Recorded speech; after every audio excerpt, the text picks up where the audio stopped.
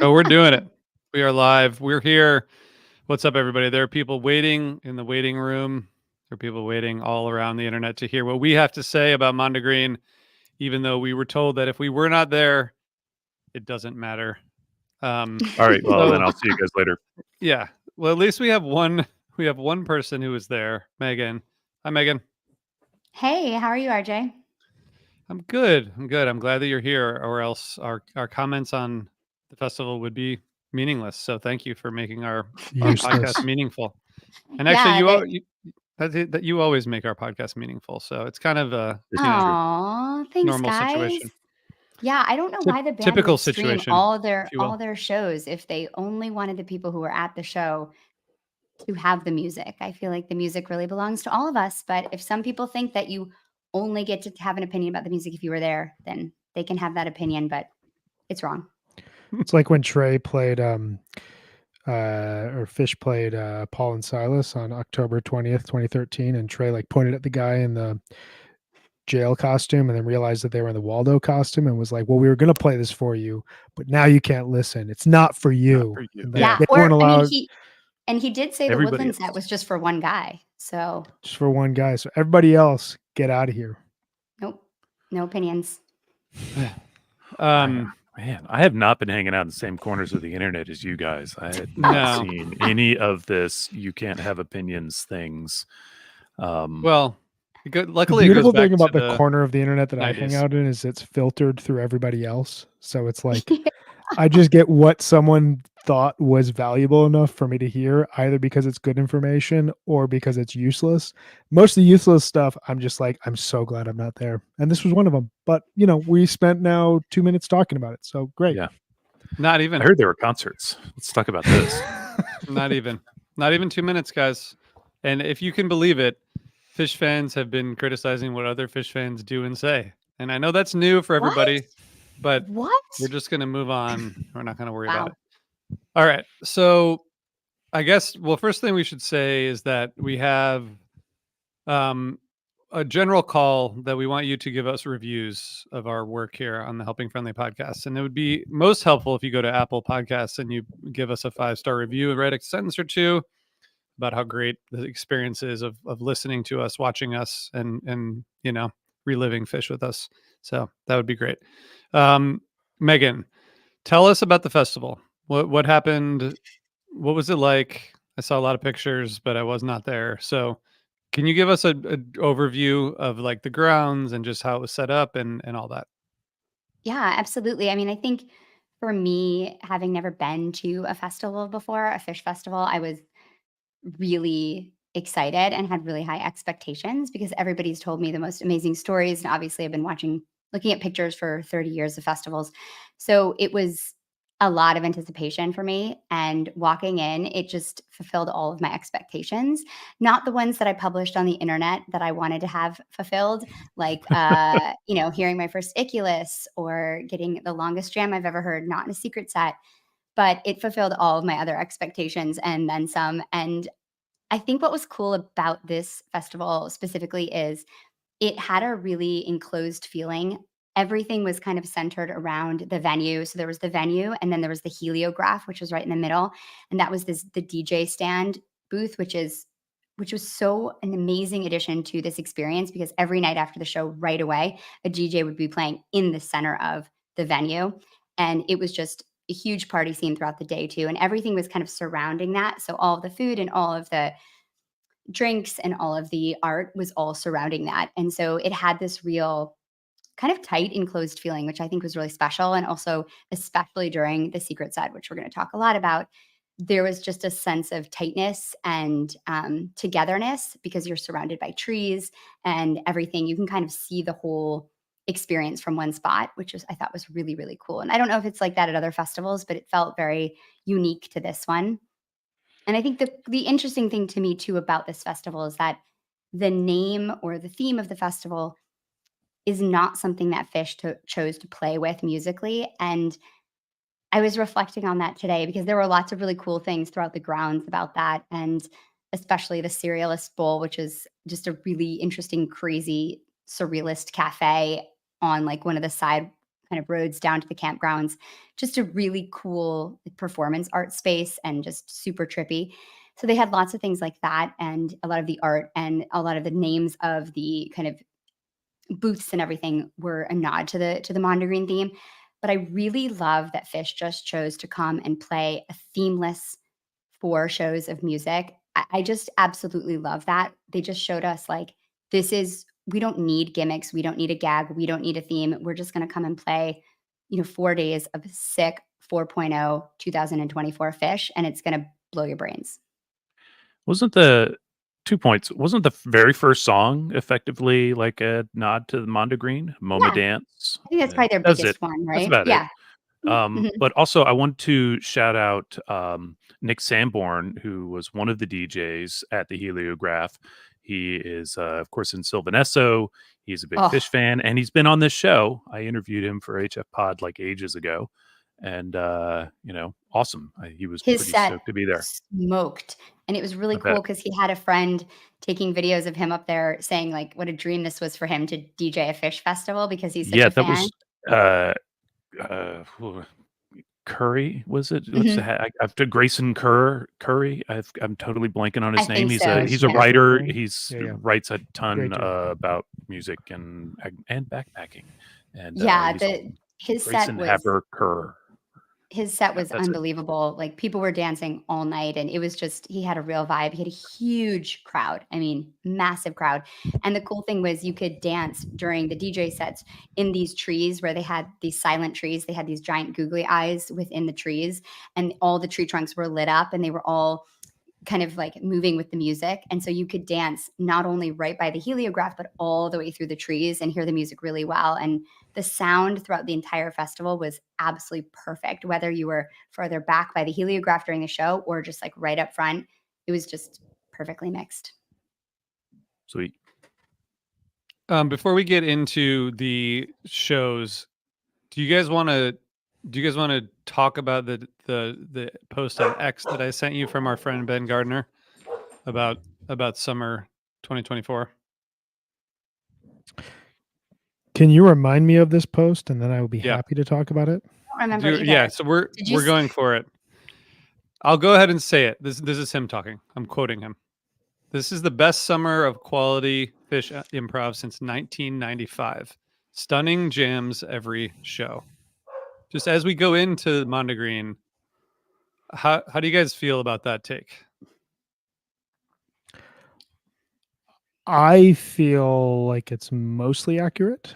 I think you have to throw summer 97 in there, just where you combine Europe and the US tour. And then I think you really have to throw summer 2003 in there, which has some of the best improv I think the band has ever played. But I think that, to Ben's point, in terms of diversity, in terms of the quantity, in terms of the fact that like every single show, save for I think 2, had like really, really deep, significant jams within them, that both built off of themes of other shows, but also felt unique in their own way. I think it's spot on. I think yeah. There's a couple others that I would throw in there, but I think that we're in a very high bar for improvisation and quantity of improvisation based off of this tour.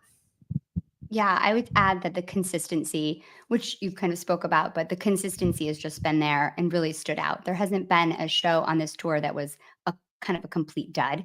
There's probably been 2 that weren't spectacular, but the rest of them have been, way above average grade. And like Ben was saying, and Brian, I think the diversity and also just the commitment to jamming has been really pronounced. Jonathan, how do you feel about all this? I don't know. It's a good summer tour. I know that. But I'm not sure I have an opinion like year over year over year. Part of me wants to just say that, Fish has peaked 12/31/95 and everything else has been fun. So I don't know. I'm not sure. I can answer disagree with that take, really. though. I have to You say, go right ahead. I mean, I'm not even 12/30/97 serious with it. alone is Oh, like I enough honestly, of it. Yeah. you don't want to get into it with me on 97 versus 95 because I will not agree with you. And that's fine. I'm just That's stating true. my opinion. And what I That's am fair. saying is that that even though you might say that that's like the ultimate peak, but that doesn't mean there's not I'm not really. so many, right? But you could if you were. You could. Just let's And I be think clear, there's I'm just, not actually saying I that. know, but I just feel like there's been so many peaks since then. And I think what's undisputable is just the level that they're playing at right now. You know, playing bust outs, pulling out songs they haven't played, playing rarities, and continuing to pull from their catalog and play brand new music too, and jam out brand new songs for 25 minutes like they did at Mondegreen. They're taking risks, and it's cool. Yeah, like risks, like they haven't taken since 1995. I'm just kidding. It's been a really good summer, and I think that we all win. Yeah. I think if the band broke up after 12/31/95, we were still talking about them and podcasting about them today. I will agree with that. I think that is a boom. Yeah, for sure. There's a lot to digest and talk about. I do like this comment here from Glenn Russell. Where would the fandom be without Best Sins? I mean, totally. This is just a fodder for discourse, you know. I'm here for the musicologist podcast about Fish that just focuses on the musical elements. That is not me. Totally. Eventually during this discussion, we'll get into the kind of structure versus substance thing that I think is notable this tour. But I guess let's talk about night one first, because we got a lot of music to cover. Megan, tell us about the first set and going in there. What day was that? Thursday? Who knows, RJ? It was like 10 years ago in my body for sure. Yeah. It's been a long few days. 20 years to the date since the band broke up. Kind of crazy. Wow. That is so wild. When you texted me that during the show, I hadn't realized that, Brian, and it really blew my mind. I just felt the fact that they can accomplish a show like Thursday night. I mean, walking in, obviously everyone was so excited, and I got to ride the Ferris wheel and like go on the swings and be in this world of whimsy in a Fish festival, and just everybody was so pumped. But I don't think anybody expected them to deliver a show like they delivered on Thursday night. There was no warming up. There was no kind of just like goofing off. It was just straight to business, and opening with this MoMA that, you know, was a nod to the Mondegreen theme, but then also had like this little micro jam into it. And then dropping a 20-minute Wolfman's in the third slot was just, I mean, that was exciting. The Wolfman's is funky and effortless right away. It has this like coasting feeling to it. Really great Bliss Peak. But then the real kind of highlights of set one, I felt like were the last 30 minutes, which is the Wave of Hope and the Sand. Just really, really great jams. The Wave of Hope is like this really textured Bliss Peak, and Paige brings like huge drama to the peak with the piano. And it's a really, really great jam. And then Sand is, you know, kind of that classic Sand, like really sultry. Trey brought back the sirens in a big way this weekend. He's like, hey guys, the sirens, like we're into them again. We're into the loops. And that was like the first taste of it we got all weekend. It had like a hint of that 97 funk. And Mike absolutely just blasting through like he did all weekend. And I'm so excited to talk about him because I don't know what's going on with him. I would love to talk to him about it, but he sounds so unbelievable right now. Some people have told me maybe it has to do with the shock pad that he has under him, but to me, it has more to do with the way he's playing in jams and how he's like breaking through and playing melodically and speaking to Trey, and Trey's responding, really like pushing jams forward in a way. I don't remember the last time I've heard him play like this. It's just been so exciting. And that came through for the first time in Sand, and just really triumphant ending to the set. And everybody was like, okay, the show's on. I think, Megan, you said that, I think you said at some point, like they didn't really want to leave the stage after the first set, which was clear. Yeah. I just one thing I want to just note on the Wolfman's.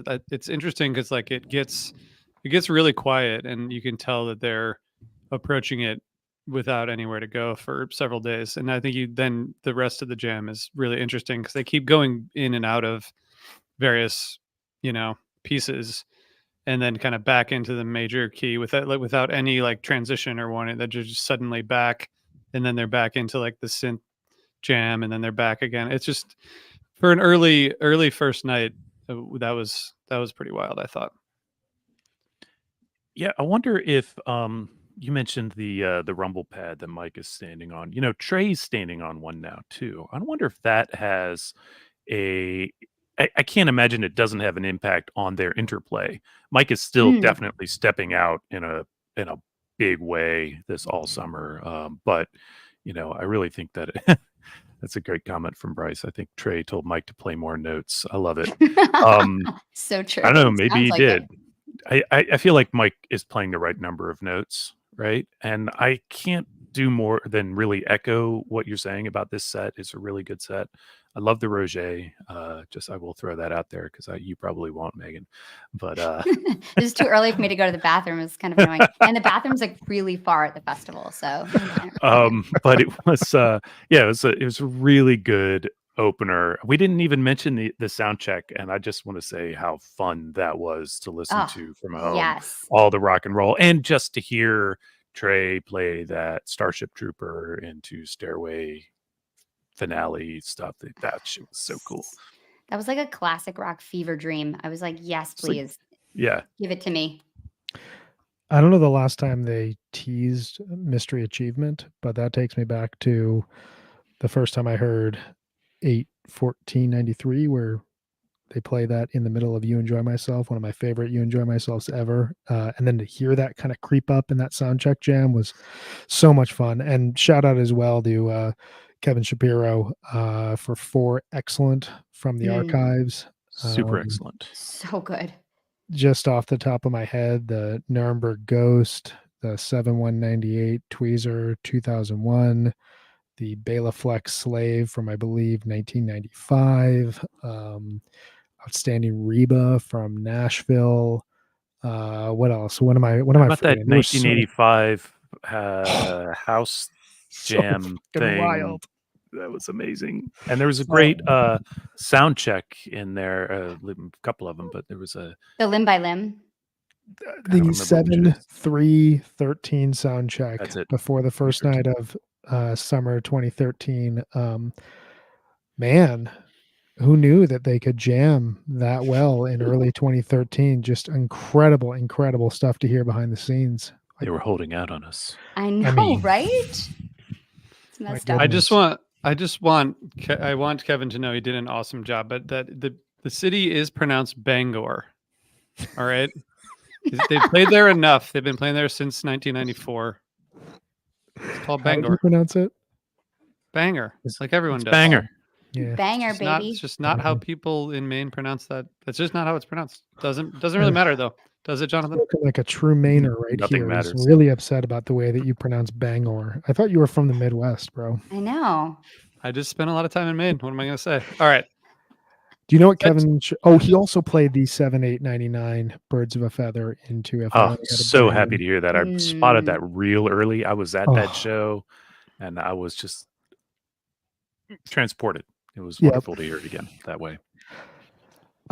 He did not play 7/25/99 in full, but we do know from the curveball from the archives that we have the first quarter of that show at least in soundboard quality. So it'd be great if we got the full thing one day. Night one. I'm gonna come out with the hot takes. I've already made as hot of a take as possible earlier on in the episode. I think that this is currently the show of the year. It reminded me a lot of 7/28/2023 from MSG last year, where all the summer tour had been building towards the MSG residency, and they came out with Evening Song into a 20-minute Wave of Hope, and then amazing jamming in set 2. This had that same feeling for me. Someone said in here, it's up higher in the comments, but that they had meant to go to Curveball. That was going to be their first festival, and then 6 years of waiting, they're finally here. They teared up during the MoMA dance. I get that sentiment. I totally understand that feeling. I felt that at Magnaball, knowing that my only other festival was Coventry. There's something about the joyous feeling of a festival. You know it now, Mag, that you can't really replicate anywhere else, even though you get it on a random Tuesday night in whatever city in America. But when it's at a festival, it is so centered and concentrated and so big. And when the band meets that, it's a huge thing. And it felt to me like from the moment they played MoMA through the end of Slave, that they met that sentiment, they built upon it. Some of my favorite jamming from the weekend and from the tour came in the middle of the second set. We'll get to that, but I thought this first set was just huge. Wolfman's has had this very cool year where it's had these 14 to 19-minute jams that get really far out there and somehow figure their way back. And this one felt like the biggest of them all. Wave of Hope and Sand was pretty big statement to end the set on. Those are two songs that could anchor a second set, and having both of them back to back to close out the first set when, you know, I don't know. It's just like when they play big songs like that in a spot like that, it just it means it feels bigger at that moment. So I thought it was a killer opening set, and just amazing to watch the sunset through the haze on the East Coast, and everybody looked so happy. So really, really good stuff. Wow. Awesome write up in the Friday Daily Green. Megan, that's a comment that came in from a listener, but also a comment from me. So thank you so much. That was so fun. That was just very added to the intensity of the day for me, because I traveled up there, checked into my hotel. Sorry, I didn't camp. And then went to the show. Did you went even to go to the festival? I know, right? I shouldn't even have an opinion on it. And then I got to the festival, took everything in, watched the show, and then ran out of there like a lunatic to write up the review in 3 hours and turned it in at 3 a.m. So it was a very, very intense adrenaline-fueled day. But it was thrilling to see that out there the next day. And I appreciate everybody's support. It was really fun. Nice. SOTY, Brian. Coming at us. SOTY. Show of the year. Coming It was at my us. favorite show I've seen all year. That is, All I right. would feel the same way. And I It's better than any I saw Fish show some- I've seen this year. It's very close to night 3, but we'll get there. But I do like this what one. I find most interesting about Fish right now, I think, is their ability, and I actually think it's probably their greatest strength as a band right now, is they take a new song and they immediately can improv and like just create something new out of it. It's just this second set opener on the first night, just really impressive that as a band they're able to just take a new song and then just jam it for 20 however many minutes. I mean, it's pretty wild, and I don't know how many bands could do that as a first time played without and keeping it engaging. Without Billy. I think is probably what you're looking for, right? 'Cause Yeah. a lot of bands, they'll come out and or they'll sit in their practice space and they'll do something like that maybe, but not like this. This is really engaging shit. And a cool song. I liked it when they busted it out for the first time with Billy, and I was really glad to see it come back. And you knew it had to. There's no way Trey's playing it with Billy strings and Fish and not playing it with just Fish. So, but to come back this big, wow. Yeah, this is one of my favorite new songs that we've got from the band. I think lyrically it's really interesting. The way that the melody kind of works around into the chorus, it kind of is it wrenches at your heart a little bit. It's got this like depth to it that I'm really into, really good hook. And then like Jonathan's saying, you can play a 25-minute version of this that kind of deviates from the song, but is really just a 25-minute version of the song. Like, this is a full-on jam with a full-on groove. I listened back to the AC/DC Bag from Bethel, and around 12 minutes in that, there's a very similar groove in 12 minutes in the What's Going Through Your Mind that like sounds almost like Floydian. It sounds like you're driving down the Autobahn. It's like very dark, very angular in a really cool way. But then this has a stunning segue into Chalk Dust Torture, and like a true segue. They're playing, and then suddenly we get into the chord. And that it spills over from there. I mean, it's a 9-minute Chalk Dust, but it's worth every second of that 9 minutes. Really weird, abstract, broken down jamming. Light continues this outstanding year that it's having, goes into kind of melodic, jazzy type of space. I found that this segment, another hot take here, but whatever, reminded me of the Randalls Chalk Dust Light Tweezer back from 2014. Just a full locked in 45 minutes of Fish. I can totally see that. Yeah, this was like definitely one of my top favorite moments from the whole weekend. It was shocking to see them go 25 minutes in this song. And that moment that you're talking about, Brian, when they made the transition to Chalk Dust, right before that, they had the monster peak. They had the huge moment, and they came down and everybody was cheering, expecting for them to stop playing. And they just kept going, and they just burst out with this just like powerful, just like rush, and everybody was just like, oh my God, what's happening? They're still going. And then they just make this dive into chalk dust, and it hit so hard, and everybody was just like, I mean, our minds were just blown. We were just like, oh my God, that was so exciting. It was such an exciting moment.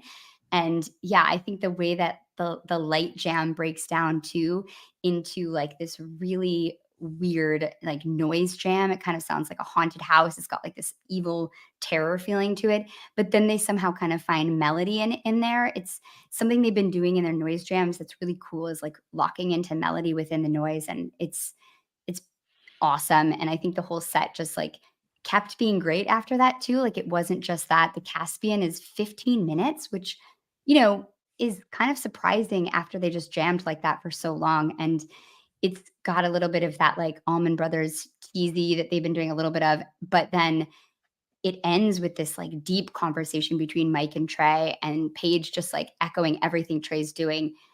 And then they decide to just drop into Cross-Eyed, and that the whole crowd just went bananas. It was like the perfect call. It was like, yep, okay, now we're going to play Cross-Eyed and just dance.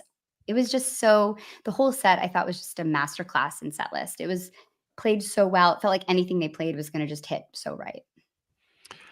Yeah, I really love this Caspian. I like the placement of it. And like, if you are on the fence on Caspian, as I know many people are, this is the kind of thing that should put you on the correct side of the fence, because this is Caspian done absolutely perfectly and well placed and well, just so good. I had a thought, Meg, while you were talking about, that point where the song peaked, what's going through your mind peaked, and everybody cheered thinking, okay, it's probably done. Have they trained us with all of these, the shorter jammed out songs, the 15-minute ones that go hard, peak, and then end? Have they trained us to like expect and somewhat accept that, so that when they do go beyond, that we're like that Totally. much more, fueled and excited? Is that something that, am I making that up? It feels like that may be, part of the fish experiment right now, which is to see, if they want to go, we're going to go with them, because now we doubly appreciate it, because we've had the good. Now we're going for the great, Totally. or whatever they can find right beyond that. I think it's definitely great there. type. I think that's a really good point. I think just in terms of like, the last couple of years of Fish, if you think back to like the Baker's Dozen, it was such a great thing that they were just jamming songs. The year later, they started doing this really interesting thing where they would peak a jam and then they would find a weird melody and kind of play along with it for the next 4 or 5 minutes. But now that's kind of become the norm, and you have this really interesting balance, to your point, that I think was all over Mondegreen, where a jam could be as short as 8 minutes or 15 minutes or 20 plus minutes. And it had so much in there that there was like kind of this natural endpoint. And then when they push beyond it, I mean, it's just, it like knowing that that they're already playing at that level, and now you're in for however much longer of that from them, is super, super exciting. I think the set is great. I think the thing that I've noticed about this tour, and one of the reasons I wasn't able to answer Brian's query over text about 23 versus 24, is that I feel like sound wise it's kind of similar. And I think Yeah. like this first night is a good example of like what's innovative about this year of Fish, I think, is not necessarily the style of improv. I don't hear like a lot of new improv, with the exception maybe of the my friend from earlier this summer, from wherever that was from, which was like totally, that Or felt every like, other version this summer. They've been yeah, doing that. Yeah, right. those felt totally different. But I think for like these, so you get like the what's going through your mind has some of the peaking, but it also has some of the like funk and some of the synth jams, and then the Piper and the light have some of the other elements. There's like the industrial kind of dark space. Then there's the peaks built it. Like you kind of know, it's almost like there's a puzzle. There's like 10 or 12 pieces, but they all kind of fit together differently. And then sometimes there's like 50 pieces because they multiply, because they go back into spaces so fast that you could have like 20 different segments, and there's not a lot of new improv, like new style, I don't think, being created, but there's a lot of new music because of the way that they're like structuring the improv, which I think is very different. That's my takeaway. I don't know if that makes No, sense.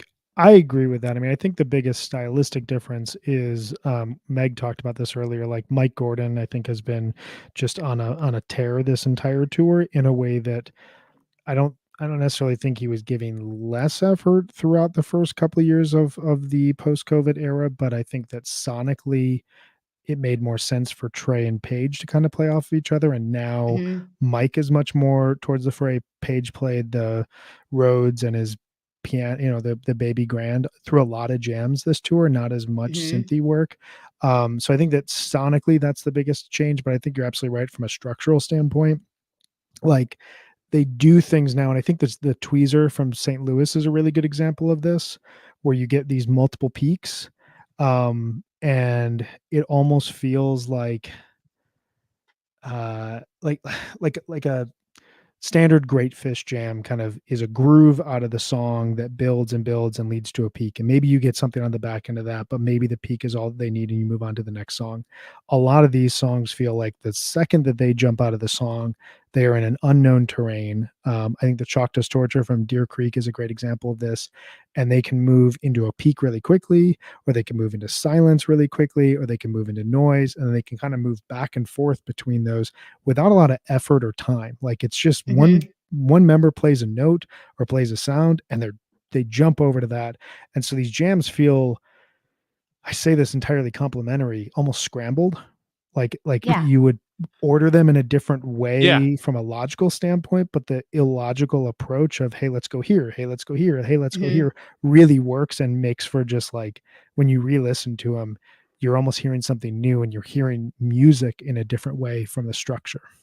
I'd like to underline one bit is about the time. Like it doesn't take them any time to get to any of these places. They can just go there. And I mean, I'm not the most like focused viewer of webcasts, so I'm not like staring at the screen 100% of the time, but I'm not really seeing, plus they cut away to different angles. I'm not really seeing them go, okay, now this, which a lot of bands do. Fish doesn't really do that these days. They've done it. They don't really do that when they make these kinds of changes. They indicate it with their music and suddenly we're off in the next thing. And I love it. And that's why they can do an 11-minute something and it can still be like really satisfying. And so that is why this version of Fish is really good. Yeah. That's a good point. Great point. Sorry. I echo what everybody's saying. I just think that I do think it's different how quickly they're able to move between themes, how confidently they are, and also how they don't settle. If they play something that sounds like Trey's on the wah pedal, it sounds like 97 funk, they're not going to spend 3 minutes there anymore. They're going to decide if that's curious to them or they're going to pull it apart at the edges and fuck with it. But they're not going to just settle into something that they've done before that's easy for them to do. And I think that's what we're all saying. But I really do think that that is something newer and something that is standing out this year is how that combined with not feeling like one person in particular is leading the jams. It feels incredibly like even. Right. Like Trey he might go, and I'm making this jam up now based on what you said. Trey might go to the wah pedal and start doing a funk riff, but then Paige will lean over and just do something utterly like deconstructive and weird with a synth that sounds like pieces of metal clanging together. And it works together, and it's like that puzzle pieces that Brian and RJ were talking about. Exactly. It's like, oh, you want to do funky? Well, I'm going to do weird, and then Mike will do Mike things, and Fish will be a fucking machine behind it. Exactly. Exactly. Yay, Fish. All right, so we talked about the whole festival. Congrats, guys. I mean, that pretty much sums it up. It kind of sums it up. Okay, let's talk about night 2. I don't have a ton of notes from night 2, but I think that you probably do, Megan, because you were there, and that's why your opinion matters more than ours. We're like, we get like Lead us off. 10% each, and you get 70 total percent because of you were there, and that's how Yeah. it works. Well, it's funny about this show because this show is really highly rated on .net. It's like night 3, night 2, and night 1 or something is the order, which really surprised me, because being there, I didn't know how they were gonna top the first night. I mean, I felt like Thursday was just the best Fish show I'd seen all year and maybe the best I'd listened to. So I was like, how do I, what are they gonna do now? And I think they did some great stuff. I think the first set, the Kill Devil Falls slot 2 opening up for like 10 minutes, really great.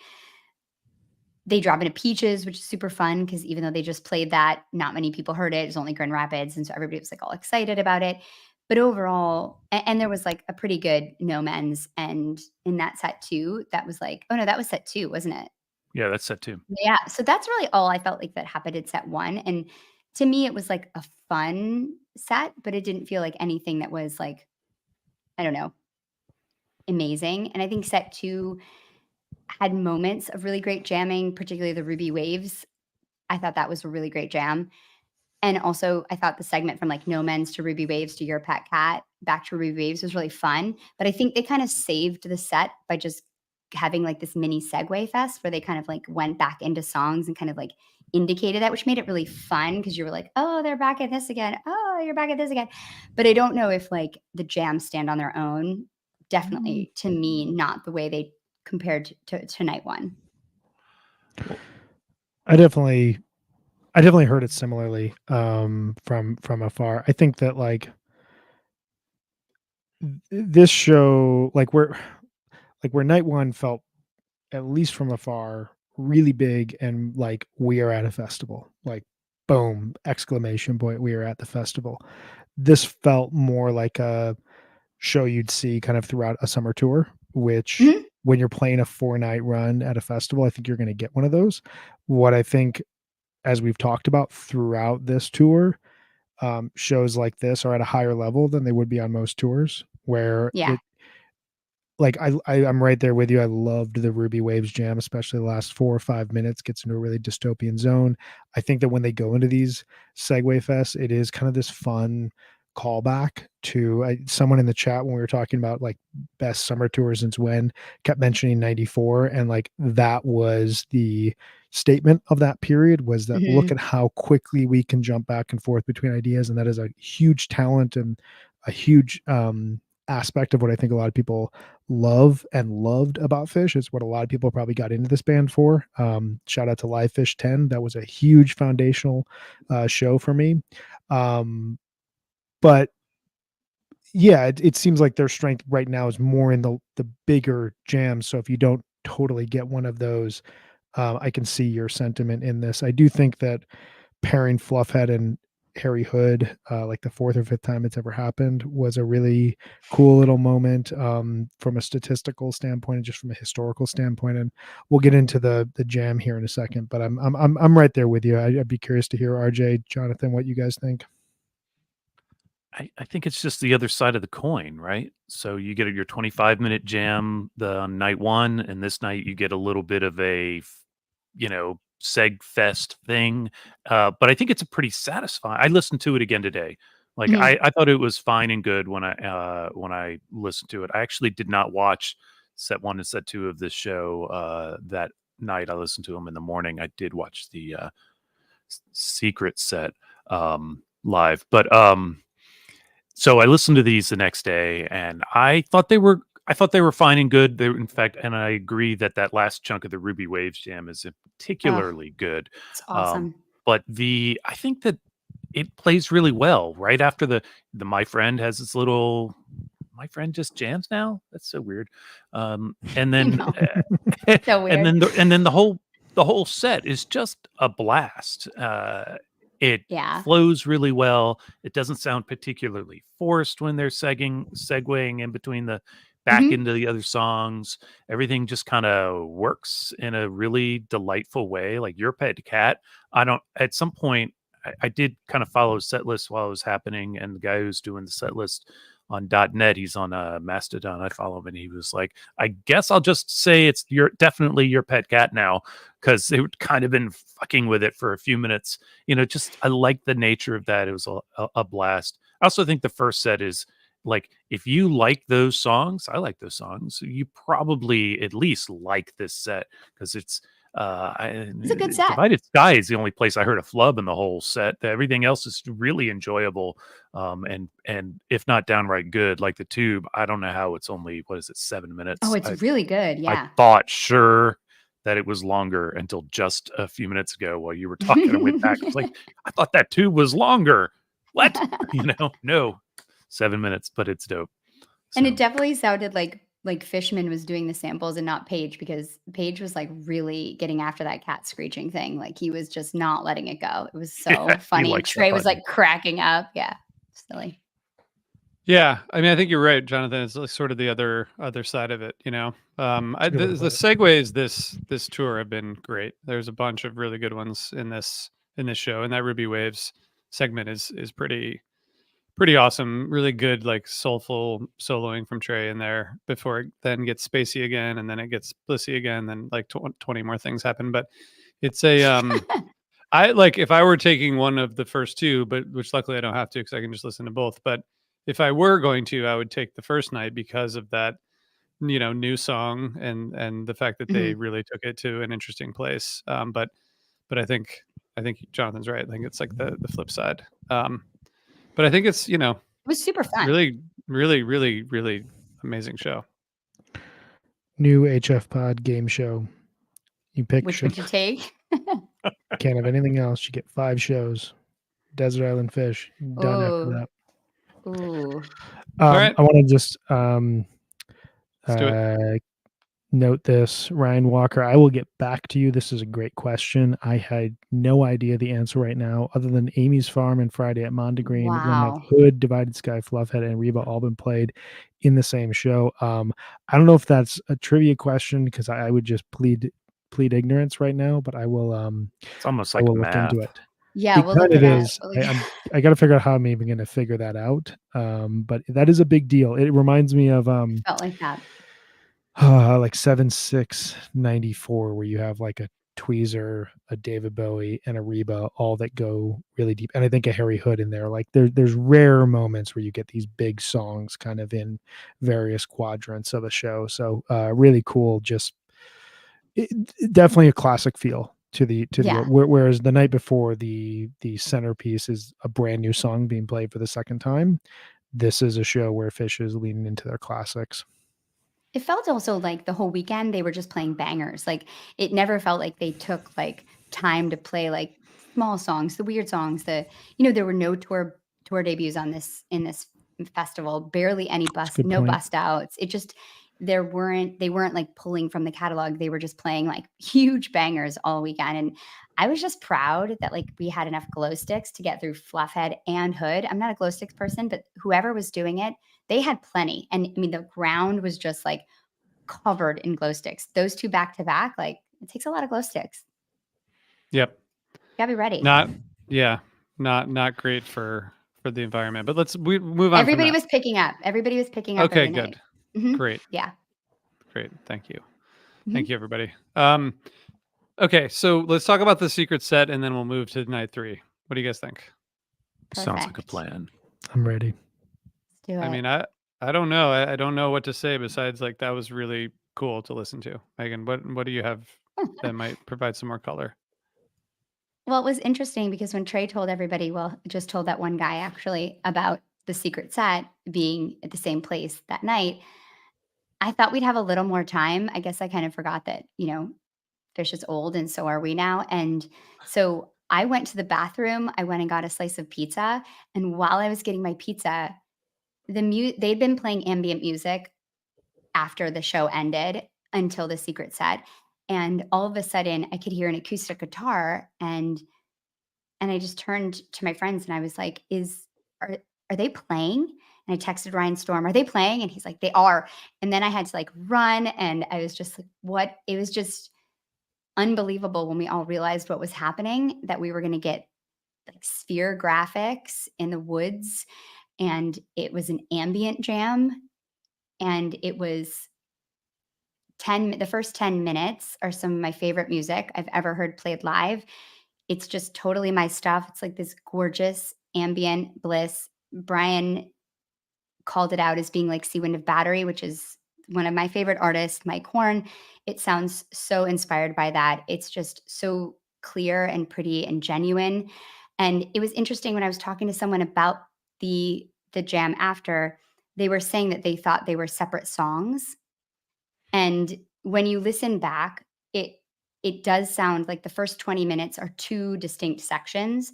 There's like this really ambient section, and then the second one, Trey moves to the electric guitar, and it's like kind of snarly and darker, and it builds to like this huge peak. And then around 20 minutes, it winds down again, and they go back to like Trey's back on the acoustic, and it has the looping underneath, and it's like really soundscapey and pretty. But that segment only lasts 2 minutes. And then Fishman leads like this really energetic climb to this like classic bliss jamming, just like Fish, pure classic Fish. And then there's another relaxed section. Trey's going back and forth on this one between the electric and the acoustic. And it has this like deep sense of just optimism and hope to it.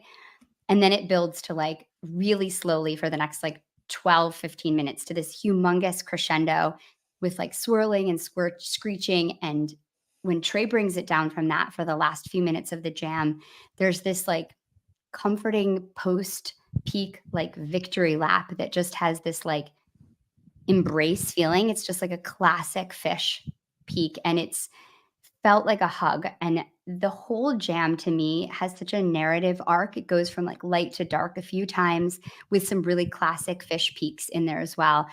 And it's interesting the whole time, but it tells a story. It's not just loose, wild, weird jamming. It actually has some sort of a narrative feeling to it. And I'm so curious about how it was developed, whether it was something that they decided on the graphics and then kind of played with that, or the graphics were kind of placed on like, okay, we're going to have some light themes and some dark themes and like switch them accordingly, or if there was, you know, a certain pattern. So I'm really interested in learning more about the technical aspects and how they worked with the graphics and what was kind of decided beforehand. But I was, you know, when I went into this weekend, I really wanted to hear a jam that was the longest I'd ever heard. I've heard Fish play a 35-minute jam, and I wanted to hear one of those, like a really long jam outside of the secret set, because I wanted that anticipation of not knowing if they're going to keep going.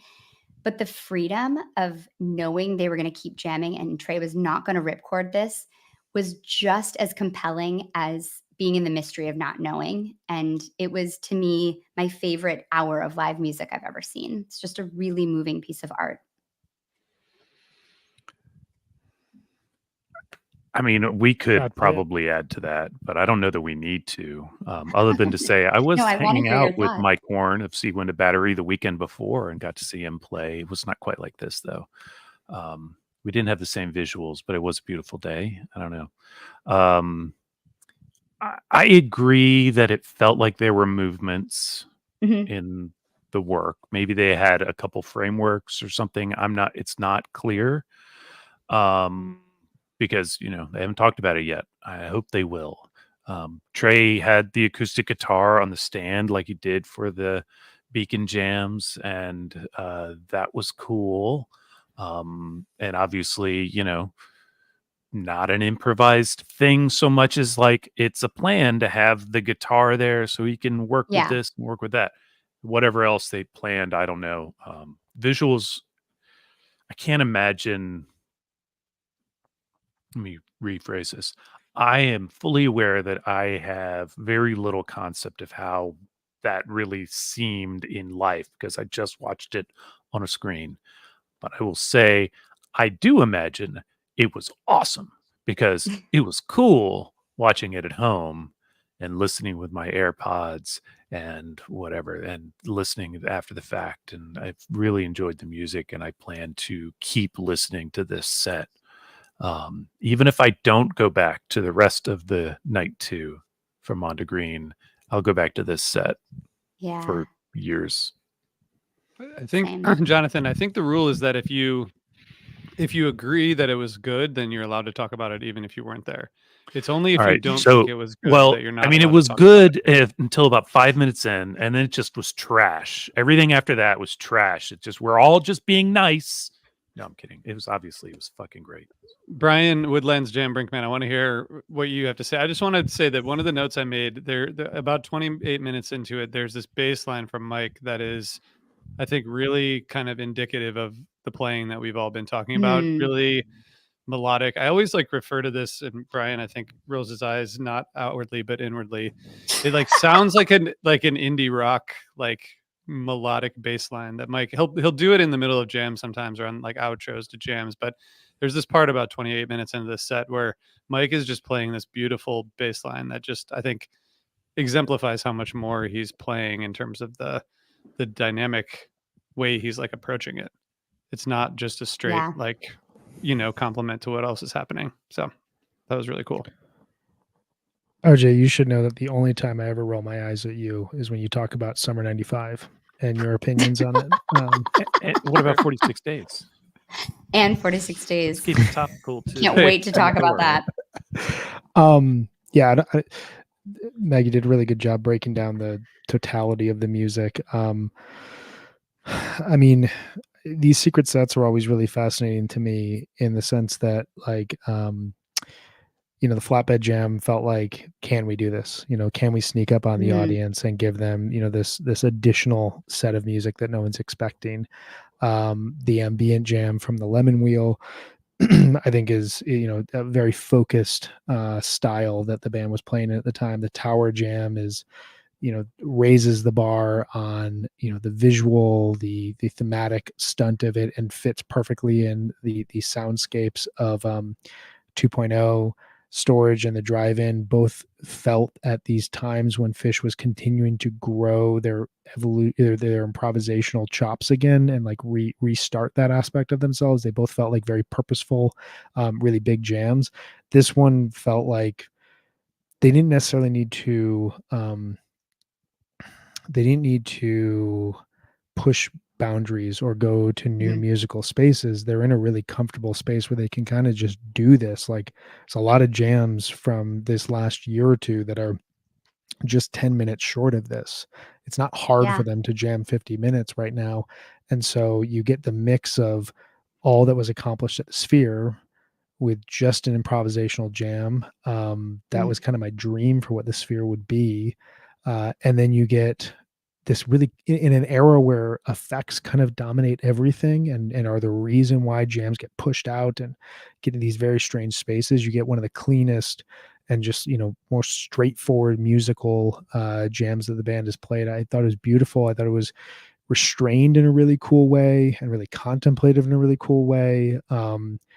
Ending on a big peak that felt almost like the Caspian for Magdeburg, and the way that they shot it at home watching it, they had cameras going through the crowd and people were losing their mind, like just going insane. It was so cool to see. I think my only issue is with the titling of it. I don't know why Phish really says the Mondegreen Ambient Jam. It's kind of ambient for like a second, and then it becomes something completely different. So yeah, I'm pro Woodlands Jam here. That the name says itself, the visuals say itself. And it really is indicative of dude. what it was. A lot isn't a name, but I think the feeling of like, I was a little bit farther back because I was, like I said, getting pizza. So I had to like push up. I wasn't at my normal spot right next to the soundboard. And so I was able to take in like the trees around it and like the whole scene with like the Ferris wheel and the heliograph. And the woods really felt like part of the jam because it was a little bit like the drive-in where like you felt like you were, when you're at a drive-in, or I mean, obviously they don't really have them anymore, but when you're at a drive-in, you're watching something, but you know that you're outside, and that kind of informs how you feel about the art that you're watching. There's just something different when you're outside and you're watching something, and it felt very alive like that. So I am also pro Woodlands Jam. It's such a more romantic name. Like, it definitely is better than the Mondegreen Ambient Jam. So I'm pro Woodlands Jam as well. Maybe we can petition for this, get some people to sign off on this. My petitions don't work. They don't. Well, we'll We try. I mean, Maybe Straight did change the name of Minestrone, so It's true. I'll say you have a chance, but I'm a not going to small hold my chance. breath on your behalf. One quick note, shout out to friend of the pod, Justin Bruce, who mentioned this during his first listen. Can we just get an acoustic guitar on a stand on stage with the Please. band? What a Please. way to transition from segments. Like it Yeah. allowed this kind of palate cleanser. It refreshed things. It was a very new and unique sound to the band jamming. I don't want Yeah. everything to sound like this is its own thing, but it just when I heard that, and every time I've listened back, and as a jam is kind of fading down and they go someplace else, my thought just goes to, oh my God, like that would just add to these ambient segments within their jam. So really, really cool stuff. Yeah. So Clink, I have a question for you. When you were watching at home, were they showing the band playing at all? No. No. Okay. Okay. There was one moment where you could kind of see it, like the camera zoomed in towards the stage and you could see like a silhouette of Fishman, but there was Okay. never a camera inside of there. The mystery was very much alive, which was cool. That is cool. Okay, we're going to take a quick break and then we're going to come back and talk about night 3. Okay, so to kick us off night 3, I have a voicemail about night 3 that you guys can tell me what you think. There's actually 2. They're related in that they're from the same person. That's how they're related. Okay, here we go.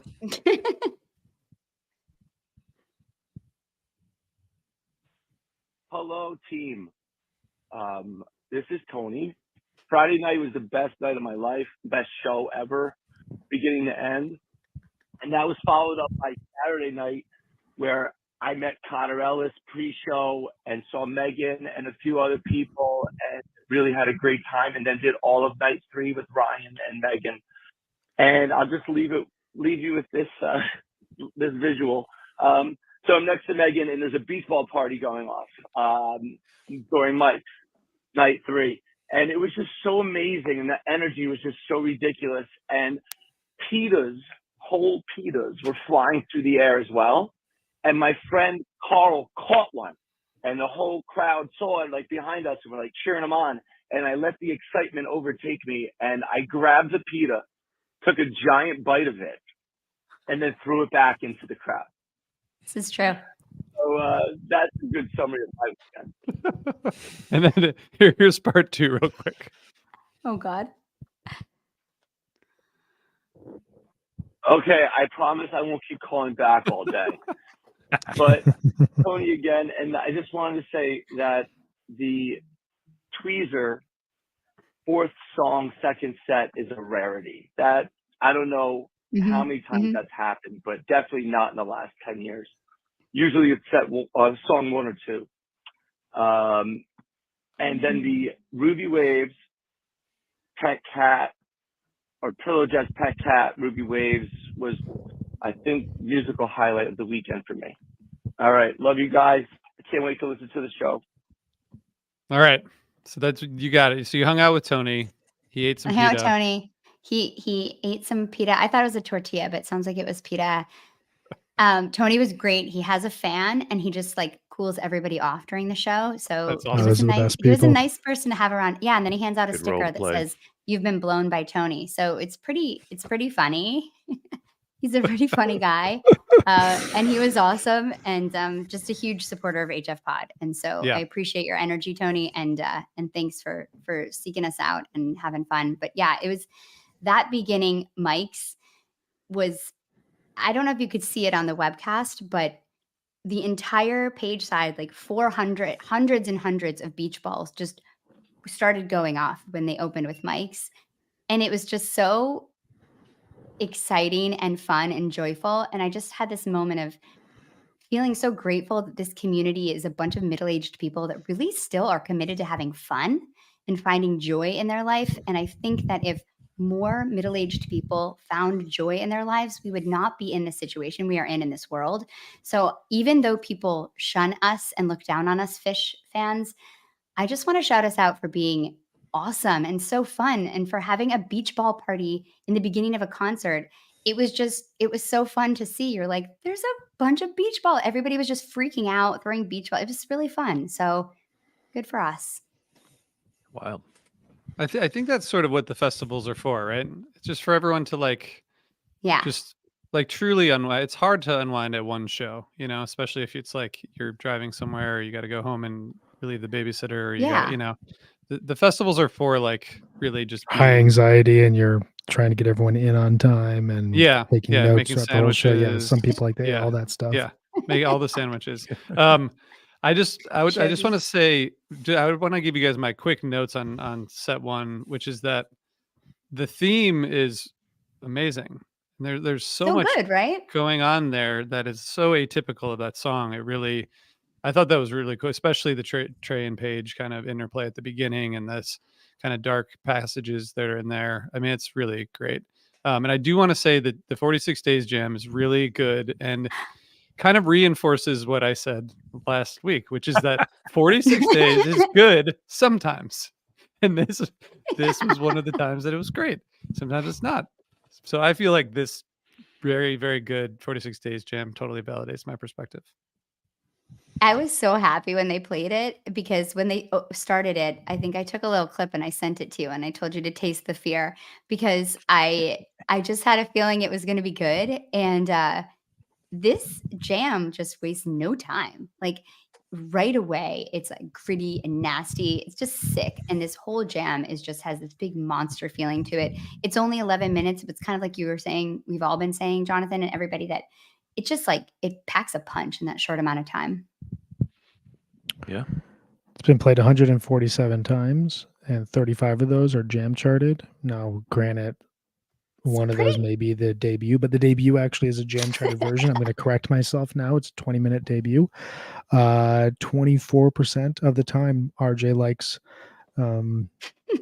That's sometimes. I'll take it. It's a 250 batting average in modern baseball. That's okay.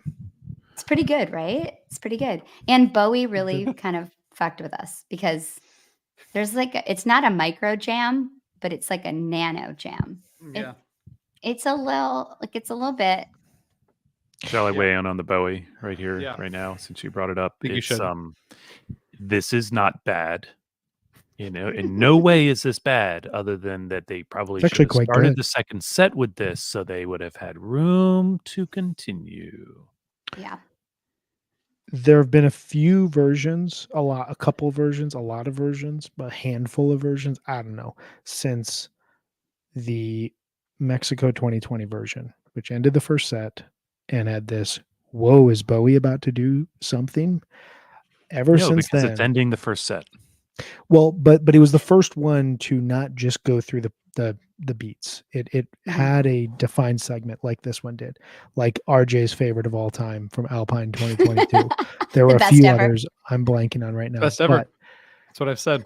It from the webcast, it looked as though Trey was actually doing different things with his guitar. The camera was right on him, and he kind of paused and played around with some weird notes and played some random riffs, and it looked like something was about to happen. And I was in the middle of a conversation and said, well, hold on, I need to see Fish is about to do something really important, I think. And then it was a 14-minute good set closer, or 12-minute, whatever it is. We really just, we got to just get the big one. We just need 11 and a half. We got to get it. Like they got to not start it at 1 hour and 10 minutes into the set. Like Trey, I know, but it's a festival. They could have gone 30 minutes. Who cares? But they weren't gonna. Yeah. Like, say what you will about Fish and their relaxed nature or whatever. And Trey is really good at like ending these sets. We tracked it. We clocked it very closely last summer, and I haven't talked about it this summer, but he's still doing it. He's really like, he's got the clock right there in front of him near the prompter thing, and he knows what time it is. He knows when this set's going to end. They have probably backstage somewhere a schedule of approximate set ending. They know. He knows when he started this Bowie, I only have so much time, and I will credit him for making the most of it. Yeah, for There sure. was when 3.0 happened, David Bowie, they couldn't really play it properly. Those days are long gone. They can execute so. the composed structures of Bowie just fine and even great. And they have shown us that they can jam it, but they have not yet chosen to go big. And I'm going to leave it there. I'm not mad. I can't wait till they do. It's going to be just the best day ever. What you just said. I'm going to find you're up here, not up there. It's going to be the best day. So set 2. Oh, wait, really quick, Bri, before we go to set 2, we just have to mention the Jaboo. Oh, please talk about that. Right? Because it's really pretty. I just want to say it's really pretty. It's like complex bliss. It's not like an easy shimmery bliss. It's really pretty. And the end of it, they continue to jam it, but they bring back the song, but they kind of play with the theme of Jaboo in this really like type 1 way that's really, really pretty. So it kind of surprised me. It's kind of sneaky good. I definitely wouldn't give this show more than a 3 because they played Meat Stick. Otherwise, a pretty good set. I had some deep thoughts during Meat Stick. Do you guys want to hear them? Do I? Because my deep thought was, oh, thank God it's off the table for dicks. Totally. It's I hope totally we bring it back not. just for you. Yeah. I was just thinking like Meat Stick is like, I've always been like, what a dumb song. But then I was listening to the lyrics and they're really dark and sad. And it's almost like a Trojan horse. It's like they're putting this like really deep, like depressing theme. The lyrics are really sad and they're putting it inside this like wrapping of like a silly song with like a silly dance, but it's actually kind of a trick because it's kind of a deep song. Are you making the argument that Meat Stick is a bluegrass song? Because I feel like structurally that is the approach. Really sad lyrics on very happy music. Yeah, no, it's not. I never really thought about that. It like, look, just play Fire on the Mountain. Let's move on. End of statement. I'm right there with that Jaboo. The only thing I'll say is this is like 25 other jams in 2024 where you see 12 minutes and that is a lot more. There's a lot more in there, and that is something that they're hitting very well this year. High quality minutes, but high quality. Yeah, it's all always somehow shorter. Right. Not as high quality. No, I'm just kidding. It is. It's still high. Set 2, I would argue, along with set 2 from the 15th, is pretty perfect. I think the song selection is huge. You get this mix of random 2001 opening set 2, which used to be a regular thing. Now isn't usually that. You talk about like structure, and someone was mentioning here tweezer being played, so deep in the set. Usually 2001's in that spot, so you'd kind of flip like tweezer in 2001, and throwing us off in that sense from a structural standpoint is really cool. To me, I mean, one of the biggest moments of the entire festival and the biggest moment of the set is the Disease tweezer, Sense and Subtle Sounds. This just feels very old school, very big. It feels like something that, before I had the re-listen app and could listen to every single show, I'd go through like the Farmer's Almanac or the Fish Companion, just look at set lists and be like, oh wow, that segment just looks so cool. I wonder what it sounds like. It looks great on paper. This is like that. This feels like something that you would flip to, Great Went, day 2, set 2, that Disease, the Gin, the Uncle Pen, the 2001, the Harry Hood, where you're just like, there's no filler in there. It is just banger, banger, banger. And, within the Disease, you get some of my favorite Trey of the entire year. Very aggressive, very just like driving. The sense, you get this kind of weird breakdown into that kind of sonic landscape that they've been in. The tweezer feels really just celebratory in a big way. It's very rock driven. It's a really good segment of music that anchors a set in a big way and is bookended by some really, really cool set listing and really good playing. What do you guys think? I'm going to be brief, Meg, and then I want to hear your thoughts because I'm just going to say I agree with all of that. I really, there is the element of a little bit of almost groans sometimes when they come into Down with Disease, just because it's a reliable jammer, and how could you be upset with that? So it's like, Yeah. mixed feeling, but at the same time, it's like, well, here we go, Down with Disease, but then, oh yeah, it's gonna jam because it does, and then it does this so good. I Mm, was enjoying the set. Down with Disease rages, Tweezer rages. By the way, that's back to back, like raging freaking yeah. jammers. And that's so good. And it makes the breath that you can catch when they come into the Sense intro so much better. Like all the better. Like it's not bad anytime they Yeah. drop the Sense intro, but when they come into it here, it's like, yes. What a Totally. great set. And Carini is just fire closer. Wow. Yeah. So great. Hopefully my dog will stop barking so I can actually share my thoughts. Well, while you're waiting, I'll just move us to the encore really quickly, and then we can jump back. I thought that Numberline felt like emotive, celebratory here, but then to throw You Enjoy Myself on and be like, oh wow, real bonus encore, and then they go into Tweezer Reprise. You get all that energy. We're not waiting for the Tweezer Reprise tomorrow. They've done that a bit this year, where they've played it kind of at the end of set, where you would expect it in the encore, like midway through a run, where they used to they played Tweezer on night one, and then Tweezer Reprise would close the entire Mm. run out. It felt kind of like they're playing around with set lists, and just bonus encore, the type of thing you could not get if they have a hard curfew and have to be out of the room. Right. It was great because they jump into Tweezer Reprise, and I just turned it up and got up and went and got my pills because I knew it was going to be bedtime in just a few minutes after this really great rap. Yeah.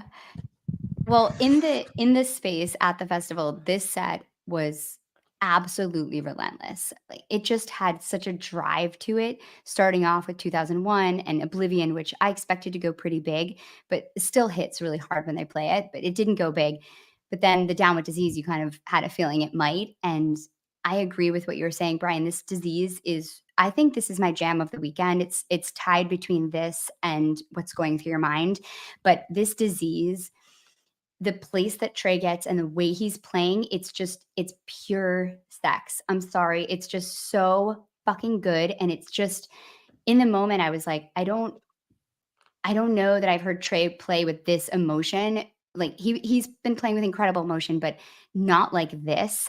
And he really just dug in, and it hits so good. And I felt like this disease was enough. You know what I mean? It had this huge monster peak, and when it has the kind of dissonant breakdown after, you kind of figured we were going to get something slow or, something quiet. And then to have them start Tweezer, and they started in this slow, really kind of plodding way. And so the crowd's has time to kind of build up that anticipation, and then they drop in, and this just gets wild right away. And I love how it has the huge, crazy, crazy peak. And then they drop in after, and it's got this super propulsive feeling to it. And it's not a super great re-entry back into the Tweezer riff, but it's I remember I looked at Ryan and he's like, it's okay, we'll give him it because that was so good. I was like, yeah, exactly. We'll give it to earned you. a little credit. You've earned it. It's fine. But the sense is so pretty. And I just love how it gets super interesting and weird. And then you hear the looping notes and Boogie On just erupts out of it. And the crowd went insane. It sounded like we were going to play Boogie On all weekend because Mike just was kind of fucking with that tone a lot. But when they dropped in, it was one of those sets where you can't stop dancing.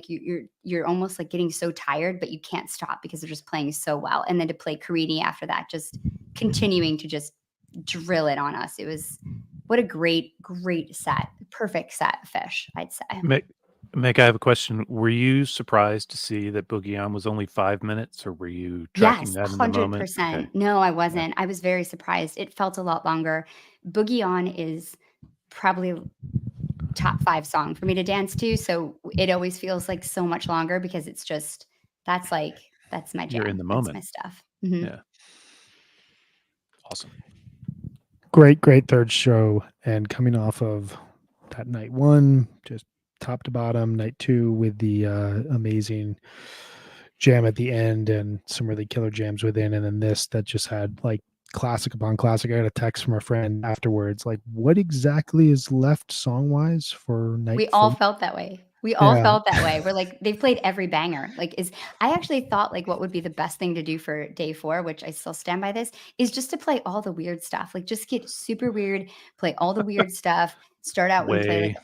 yeah, Iculus that has like all this weird shit in it. Just be weird because they'd already played such like intense, like great jams, ambient jams, rocking jams, relentless energy, like perfect set listing. Like, just have fun, be weird. But it's not what happened. I got up in the morning and used my world's greatest dad mug because I knew that at least You knew one thing Fuego was still was on the coming? At table. least one thing was coming, yeah. And, Well, let's talk it sure let's did. talk night 4. So, as I recalled, and Meg, tell me if I'm wrong, we got a notification on the Mondegreen app, which was very fun to have even if you weren't at Mondegreen. But I Yeah. think that gives me like a 0.5% attendance bias because I was getting notifications throughout the weekend. Yes. But we got the notification that, hey, there's supposed to be crazy weather tomorrow evening. Tomorrow's show has been moved to the early afternoon, which in the moment to me felt like one of the most responsible, forward-thinking, incredible things organizationally that they have done weather-wise. Something that they have dealt with for the last 3 summers now. There's been at least one show that's been affected by significant weather, and it was like, oh, cool. We're planning ahead. We're going to get a full show tomorrow in the afternoon. What an amazing addition! And for people that may have wanted to leave the festival, but we're going to Yeah. stay, like here's a way to like pack up, go see the show, get out of there, get on the road back home. For those of you who want to party, like, hey, there's just going to be a party in the evening. Meg, what was the vibe like once they got the announcement, and how did it all play out going into Sunday? Real quick, I just want to point out Yeah, they yeah. said show, the show. Said show. Never I know. You're right about specified that. anything different to that. Yeah. What? Yeah. Okay, go ahead, man. So Tell us that's, about it. I think that's, we got the announcement. We were like, okay. And yeah, I think, Brian, like you're saying, a lot of people thought logistically this would be great. That they could, a lot of, camping for 5 nights is a lot. Like, people were probably feeling like they could get on the road to be great. And I think everybody's like, if that's what it is, that's great. Nobody wants to see the show end early. I mean, I was at Wilmington last year, plenty of times people have been at Dick's. Like, it sucks when they're cooking and then they have to leave. And so I think they're trying to avoid that. So everybody was cool, but I went over to the venue at like 11 because I really wanted to like spend as much time I could before the show. And I've been going in like right at doors pretty much, just because I want my spot. And Brian, we're I like know. that.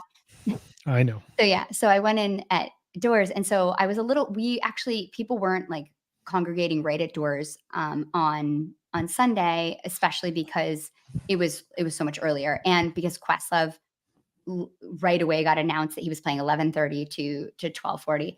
And so when I got over there and got settled and met up with people, it was like 11:30 and Questlove was just starting. And I don't think a lot of people knew. I hadn't checked the app. I didn't know he was playing yet. And so that was really fun because Questlove was able to play. We were worried the late night set was going to get canceled. And having Questlove DJ pre-show is the sickest shit ever. He was playing like just the best stuff and everybody was dancing and having a great time. It was so oppressively hot on Sunday. I think the other days, I can't explain how great the weather actually was. Like, it wasn't that humid. It was hot, but it wasn't like unbearable. And I put sunscreen like on my chest and my neck, but not on my arms and shoulders because it was supposed to get really cloudy and start to rain. I had a rain jacket. Okay. Like, I carried a rain jacket that didn't go with my outfit. I mean, I made it work, but it like wasn't like totally planned, And so like, I was committed to the I feel this rain. as well. Yeah. So I was like, okay, like, I'm just going to like bring my rain jacket. And it was the opposite of rain. It was like being in a muggy desert. It was like 1,000 degrees. The sun was beating down. I don't know if you could tell, but I have like sunburned shoulders because it was just like, it was so hot. And it was the kind of hot where like you were uncomfortable about it. Like, during the show, I drank a Nalgene, a seltzer that I had brought, non-alcoholic. I bought 2 waters and filled up my Nalgene again. Did not have to go to the bathroom. Okay. Like, that's the level of humidity that we're talking about here. It was absurd. So everybody was roasting. And once you went in, there was no shade. And occasionally the clouds would pass over and you'd be like, oh my God, thank God. But like, it was oppressive. And so we also didn't know it was only one set. even through the show. We figured it Yeah, we out. didn't know it here either. You didn't know it No. either. And so nobody knew. I don't know if they made that call during the show because we had talked to Ryan called Justin Bruce to get like after the show, be like, what happened? Why did they like do this way? And he said that it just kept missing us. Like it really looked like it was going to dump. And I guess it was supposed to at 5:00 be like really, really bad where we were. And so they were trying to get everybody out of the grounds by 5. And so that's why they ended the show by a little after 3. And then they played some music at the Heliograph where it was great. We were like able to dance to like Prince and like everybody was having a great time and having fun. But then they evacuated at like 4:30 or something. And so I think that's what they were trying to do, but it wasn't communicated well that it was going to be a one set show. And I don't know if Trey found that out in the moment. I feel like Trey had a couple issues on Sunday. First of all, wearing a long sleeve shirt is just not okay. All black. All black All with black. another black shirt under it.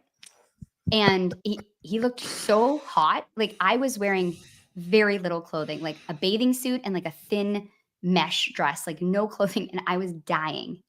So like, I don't You guys got understand how. screwed on the weather. Like, so yes, the storms were parting. They do it to where I live too, but there were bad storms that were splitting and going around you.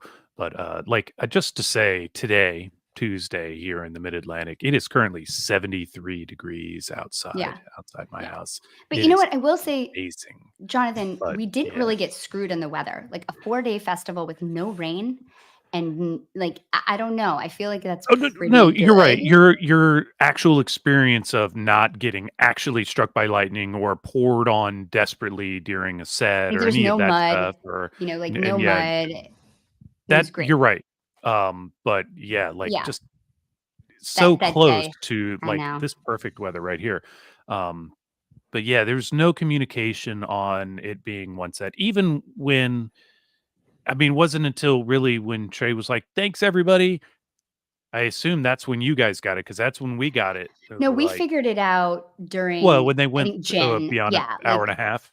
yeah, when Yeah. they went beyond an hour Yeah. and a half, we were like, okay, this is a one set show. And then you could tell that they were just playing, stuff like, oh, yeah, we're going to play Simple. We're going to play Golden Age. Like, it just felt like it was just like, okay, like, this is clearly a one set show. And Trey was dying. His sunglasses were slipping off his face. See that, yeah. He couldn't push it up during Isabella because he's like playing this insane guitar riff. It was just, he looked really hot and uncomfortable. And I think he doesn't want to play a one set show in the middle of the day. That's why he was saying things like, where's this big storm I'm hearing about? Like I could Yeah. use some rain right now. Like the sun is in my face. Like I felt for him. It was really hot. Those guys, it was intense.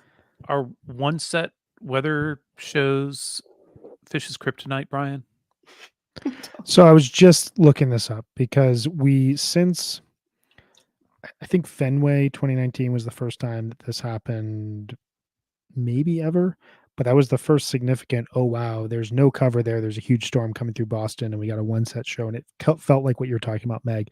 Since then, though, they've added the planned welcome set in Mexico, of which I thought the 2020 version and the 2022 version were great.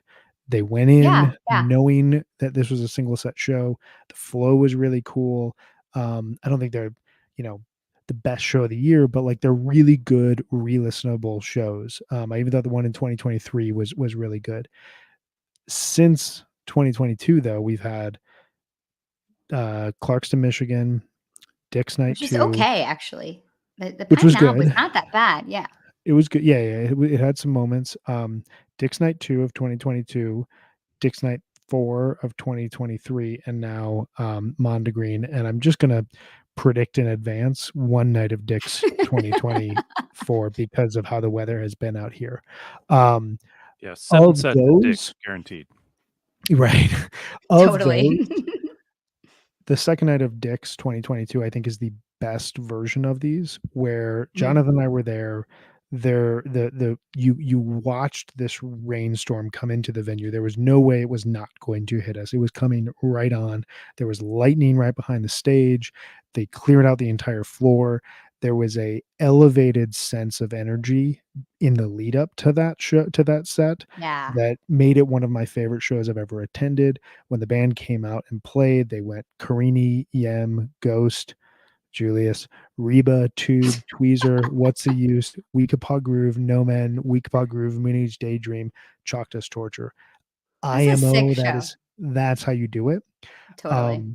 And there was this because we were in the venue, and it wasn't literally until showtime that we realized what was about to happen. So you already had that energy, you were in your spot, and then all this stuff ended up going haywire, and it added to the show. The opposite of that is kind of similar to what happened to you guys. Dick's Night 4 last year, we were delayed getting to the parking lot, and then we all got in line to go into the venue. Long story short, big miscommunication in terms of what was going on. The storm was clearly going to pass by Dick's. It was never going to hit the venue straight on, but there was some clause based on the lightning and the distance to it. I won't read through the set list because, but it is one of those shows that like it felt like a mess based off of the logistics. Whereas this kind of had that vibe, although I will argue musically, this had higher highs than what we got last year on Dick's Night 4. And I also think the Fuego from this show in the encore slot is a really, really cool thing and is a really great jam. It kind of felt like an FU moment from Trey to whoever told them you got to reschedule the show and you've got to play a single set show and to the sun. So I really dug that aspect of the overall show. Just about how hot he was. Yeah, right. It was, when he was like at the end when he was screaming like, "We keep it rolling inside your fuego." It was so like defiant. It was awesome. Yeah, it sounds to me, I mean, and to correct me if I'm wrong, but like your sense was the one set show, the rescheduling added not like a bad vibe, but it added some negativity to the overall day in a way that, didn't necessarily need to be there from a logistical standpoint. Yeah, I don't think it was like negativity, but I would say it was anticlimactic to 3 just absolutely perfect festival days. Like I think that if you take away the Sunday, this is just an epic festival with just like incredible music, an incredible secret set, really, really beautiful jamming, fantastic set listing. I just felt like everything was really, really great and really well done. And this is just kind of an anticlimactic, sad way to go out. You know what I mean? It felt kind of like that. And I don't know when Trey was told when, if this was going to be a one set show during it or before it, but I think that, I'm not here to tell Trey what to do, but I have some ideas about things he could have done differently. And I think maybe coming out and like playing like something fucking massive like Iculus or Harpua, something that people are going to remember forever because they're about to get kind of screwed at the end of this like unbelievable adventure. And of course, we're all grateful and we feel great to be there. And this weekend was a weekend I will never forget. It's one of my favorite weekends I've ever had. But it was a sad way to go out. It just was. Or, you could play a 40-minute The Well, which I was asking for all weekend. So those are just 2 ways that you could have done that would have been pretty epic, but it's okay. It's all right. We still love it. We got, a cool steam. It was hot out. The Sigma Oasis was actually really good. It's like chunky right away, really dense. Like that jam was going places. Trey recorded it into Rift. It's fine. The Gin also was like super funky, really groovy. I loved that jam. They ended it. I just think there was ways they could have done it differently. But at the end of the day, let's get out your sticker, Jonathan. 0 complaints. Mondegreen was incredible. I cleaned off my desk, so we're allowed to have complaints, I guess. Great, perfect. I honestly, I think the set's not bad, and we can't blame the band, and maybe even Trey and somebody did blame whomever made that call, but it's a hard call to make, and we could ask our friend Justin Bruce what the prediction would be, and he probably would have said they might have made the right call with the information they had when they made it. Turns out they probably could have played the show at the regularly originally scheduled time. It was beautiful all night. Show. That's what I heard. It rained for 5 minutes. 5 minutes. Yeah, that's it. But 5 minutes. What are you going to do? To back up your comment, Justin was the most patient and reasonable person on Dick's Night 4 last year, and I needed him in my life because I was not feeling patient nor reasonable. And Justin was Yeah. like, you kind of just have to make this call. Well, the And he's previous like, it's the time, wrong call, but you have to kind of make it. he was Yeah. like, yeah, they probably should. And then he evacuated, which, made us feel pretty comfortable Yeah. sitting there in He's our leaving seats. us. The weatherman's Like, He's leaving. it's like, wait, he's gone. But That's awesome. I want to reinforce the gin is really good. In fact, I really liked it. I have not revisited this set, but I really enjoyed it in the moment. Golden Age 2, I thought was pretty strong, and yeah, there's good stuff here. It just at first it starts off feeling like, well, we've got plenty of time. Then it ends up feeling like, oh, we're running out of time, and Which maybe they found out in the middle, yeah, I mean, They had to we end don't it. know, but what somebody is able to pass that information to the in-ear monitors or something. And yeah, but either way, there's good stuff here. And after the rest of the weekend, I mean, people will complain. We probably just did, but good weekend. Very good weekend. Curious your guys' thoughts. Just one more on this. So we're now going on year 3 in a row of 4-night outdoor late summer gigs. We've had Dick's 22, 23, 24, and Mondegreen. These are very different things from what we even got in the 90s. We would get 2-day festivals, now 3 sets, but 2 days. And then they expanded it to three days in 3.0. Awesome. Totally here for more music. Dick's was always a 3-day run, and then suddenly, hey, we're going to add a fourth day to it. Do you guys think that, I mean, is it just the quantity? Like we're playing more at a time when weather is more unpredictable and more violent? Should we play less, or do you risk then that, like, well, the weather could have hit on Friday and it's a 3-day festival and now you get 2 out of 3 shows? I mean, what are your guys' thoughts on this? Fish used to play through thunderstorms in the 90s. They did. They played through Raleigh, thunderstorms in the 90s. 97. Exactly.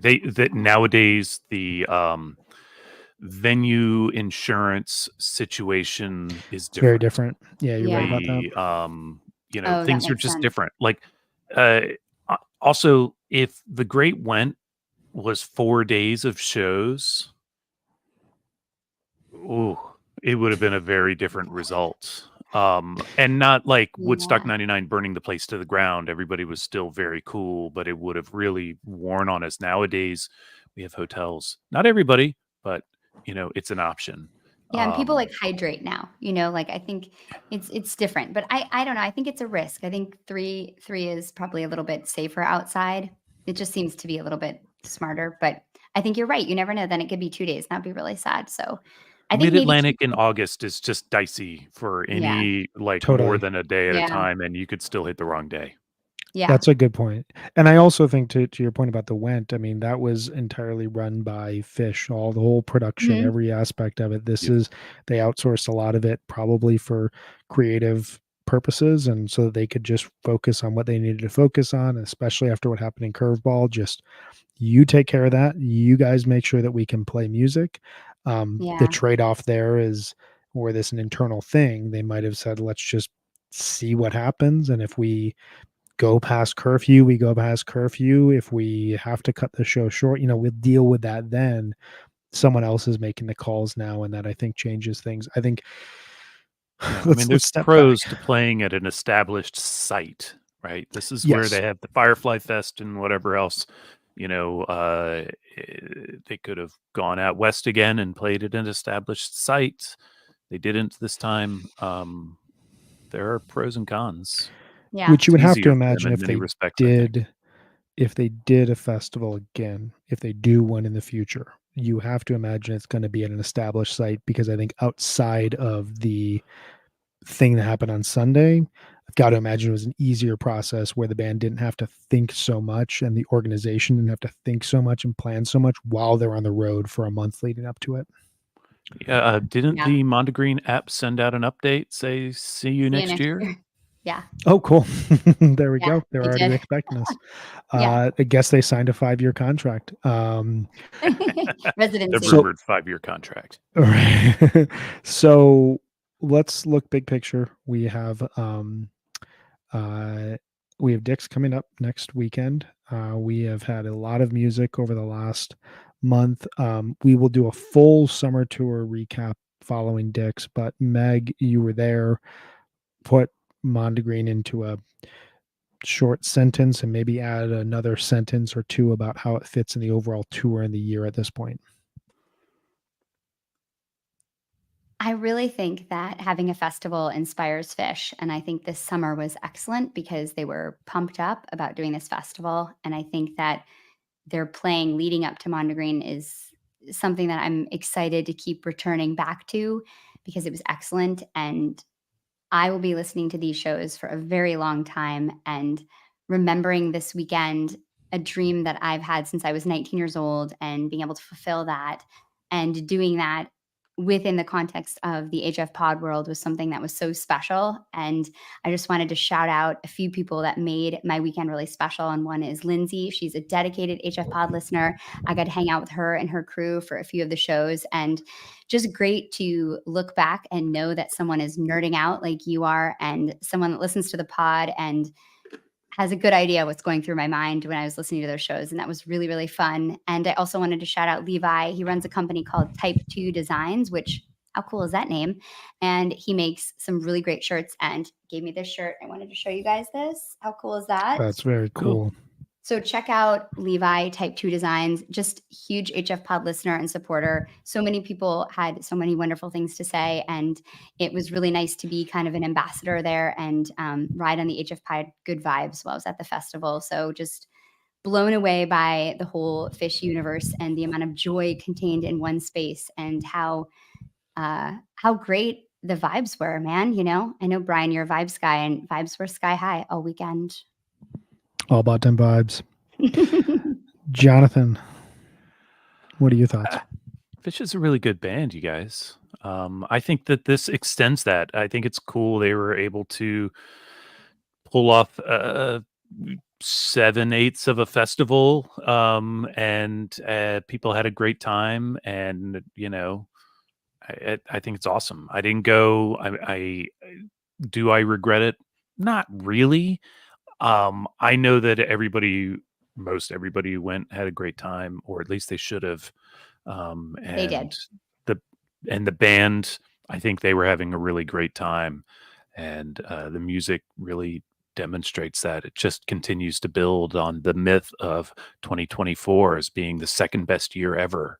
I'm just kidding. I don't rank stuff, so I just say, but it is a really good year. Fish is playing really well, and this has just been a nice, addition to that. Totally. As will Dick's. We'll see. I echo what you guys say. I think, I did not attend. One thing I will compliment Fish and Fish Inc. on is they have done an amazing job of taking this thing that was very remote and very isolated, and you had to be there because you had to drive all the way up to Limestone, Maine, and bringing that into everyone's homes ever since Festival 8. That was the first time out of probably 5 different times, I got a Sirius XM subscription, and want to thank you guys for all of your emails and letters over the years to get me to re-sign up.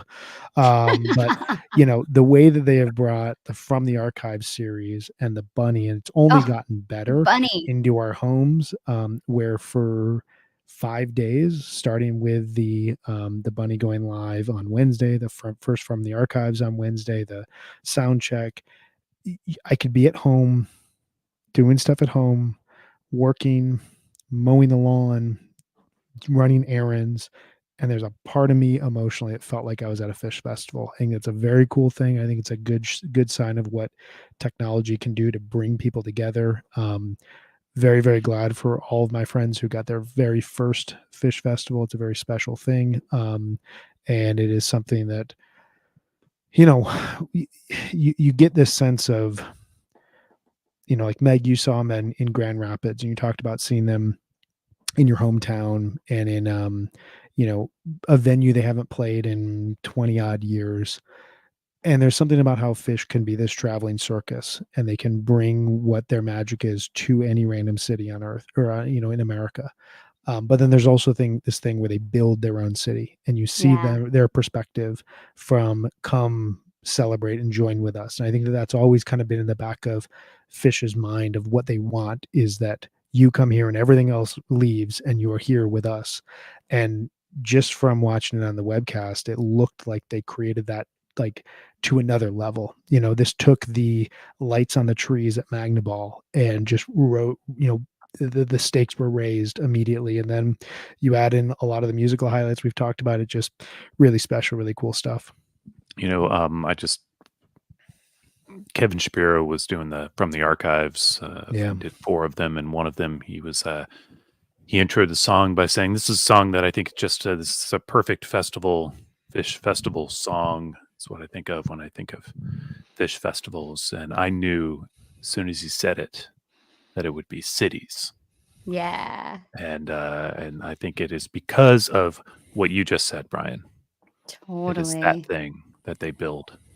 So it's a good point. And that was the 92400 tweet cities. My goodness, that is